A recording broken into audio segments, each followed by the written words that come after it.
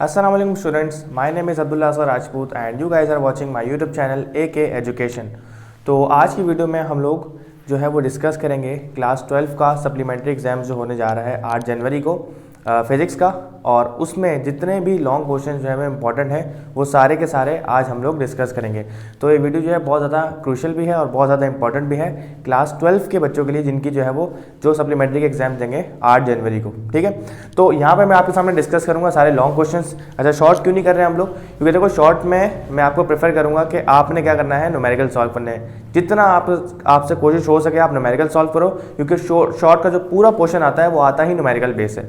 कुछ थ्योरी के 4 से 5 क्वेश्चन आते हैं, मेजॉरिटी में आपको न्यूमेरिकल्स दिख रहे होते हैं, तो न्यूमेरिकल्स करो ताकि आपके कम से कम नंबर कटें। न्यूमेरिकल में नंबर कटने के चांसेस क्या होते हैं, कम होते हैं। ठीक है, तो लॉन्ग क्वेश्चन में बहुत ज़्यादा कन्फ्यूजन होती है, जाहिर सी बात है 10 चैप्टर्स हैं और तैयारी करना मुश्किल है। तो मैंने यहाँ पे सिलेक्टेड कुछ चैप्टर्स लिए और उनमें से मैंने सिर्फ क्वेश्चंस उठाए, कुछ टॉपिक्स उठाए जो कि आप अगर तैयारी करोगे तो इंशाल्लाह उम्मीद है कि ये आपके पेपर में आएंगे और फिर आपने कमेंट सेक्शन में बताना कि पेपर में आए थे या नहीं आए थे।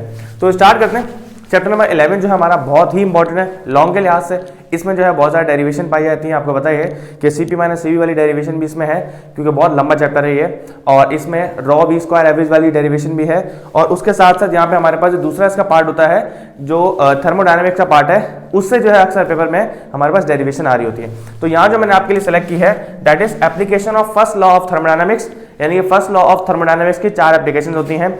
Adiabatic process, isothermal process, isothermal के बाद होता है isochoric and then isobaric process. सही है, तो ये हमारे पास 4 प्रोसेस हैं, आपने उनकी तैयारी करनी है। और 4 एक साथ नहीं आते अमूमन जो 1 या 2 आ रहे होते हैं पेपर में, लेकिन आप लोगों ने 4 कर लेने, बहुत ईजी है, छोटे छोटे इनकी डेरिवेशंस है। ठीक है, उसके बाद चलते हैं हम लोग कार्नो इंजन की तरफ। कार्नो इंजन जो है छोटा सा टॉपिक है, अच्छा टॉपिक है, आसान टॉपिक है, उसकी आपने तैयारी करनी है और साथ साथ उसकी जो एफिशिएंसी का फार्मूला है आपने वो भी ड्राइव करना है। सही है, टेम्परेचर के लिए भी और हीट के लिए भी सेम चीज़ है।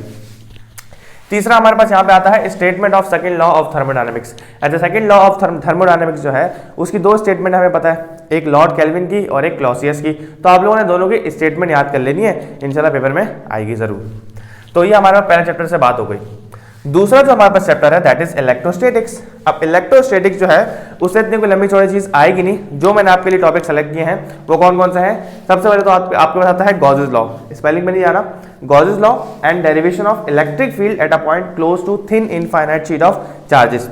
अच्छा, हमारे पास जो गॉसेस लॉ है ना, इसकी एप्लीकेशन 3 हमें पता ही है, आपने पढ़ी होंगी। एक थिन इनफाइनाइट शीट होती है आपके पास, या पैरेलल प्लेट्स होती हैं, या आपके पास कोई यूनिफॉर्म होलोस्फीयर होता है। तो यहाँ पे जो मैंने आपके लिए सेलेक्ट की है दैट इज थिन इनफाइनाइट वाली शीट वाली जो डेरिवेशन है आपने वो करके जानी है। अब बात करते हैं chapter number 14 that is most important for long questions. इसमें से जो आपके पास आ सकता है that is Ampere's law. Ampere's law की आपने स्टेटमेंट जो है वो याद करनी है। साथ साथ आप लोगों ने जे थॉमसन का जो चार्ज टू मास रेशियो है ना, E/m, जो कि बहुत ज्यादा इंपॉर्टेंट है, उसकी आप लोगों ने डेरिवेशन करनी है, जो कि लॉन्ग में आ सकती है। इसके अलावा अगर आप इतनी कैपेबिलिटी रखते हो, इतनी आपको लगता है कि इसके अलावा भी आप कोई टॉपिक कर सकते हो, कि कोई टॉपिक रह ना जाए, तो आप यहाँ पर ना सोलेनॉइड वाला टॉपिक भी ऐड कर लो।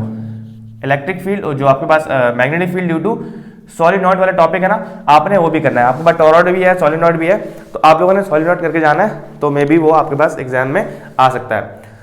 बात करते हैं चैप्टर नंबर 15 की।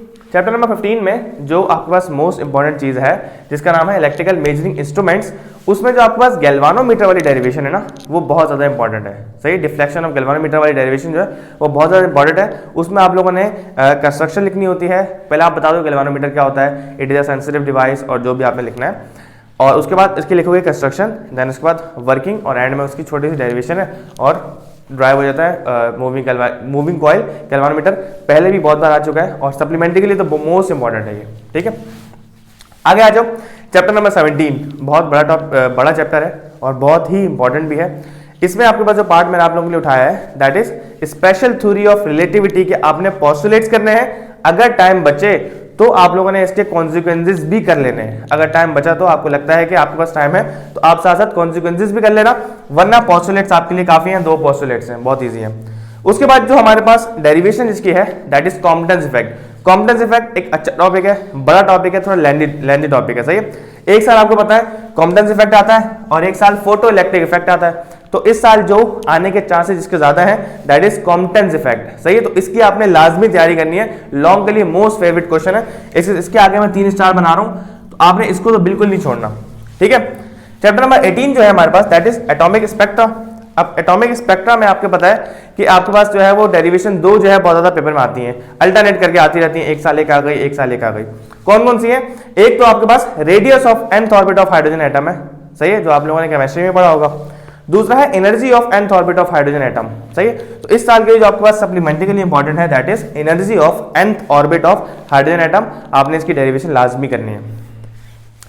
अच्छा, इसके बाद जो चैप्टर नंबर 19 है हमारा एटॉमिक न्यूक्लियस, उसमें हमारे पास क्या इंपॉर्टेंट है? उसमें हमारे पास जो है वो nuclear fission and nuclear fusion reaction, nuclear fusion reaction आपने ये करना है, और साथ साथ आप लोगों ने क्या करना है, आप लोगों ने चेन रिएक्शन जो है इसके टॉपिक की भी अच्छे से तैयारी करनी है। तो चैप्टर नंबर 20 इतना इंपॉर्टेंट नहीं था, उससे कोई सवाल नहीं दिया। चैप्टर नंबर 13 वो हम लोगों ने स्किप कर दिया।